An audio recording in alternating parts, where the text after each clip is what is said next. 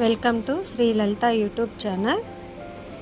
ఈరోజు నేను పెసరపప్పుతోటి పాలకూర పచ్చి చింతకాయతోటి పప్పు చేస్తున్నానండి. ఒక గ్లాస్ తోటి పెసరపప్పు తీసుకొని శుభ్రంగా కడిగి మనం కర్రీ వండుకునే గిన్నెలోనే ఉడకబెడుతున్నానండి. ఎందుకంటే కుక్కర్లో పెట్టాల్సినంత అవసరం లేదు, తొందరగానే ఉడుకుతుంది. ఇప్పుడు పాలకూర 2 కట్టలు తీసుకున్నానండి.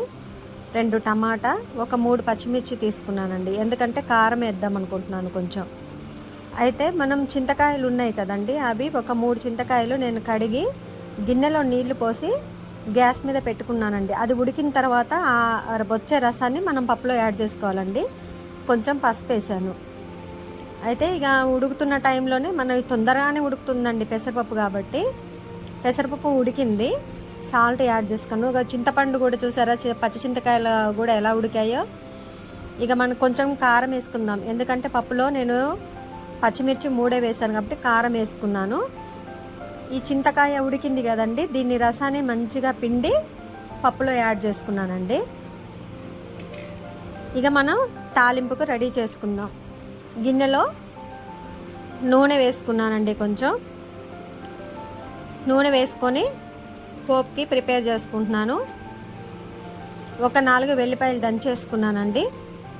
ఒక 4 ఎండుమిర్చి కూడా మధ్యకి కట్ చేసి వేసుకున్నాను.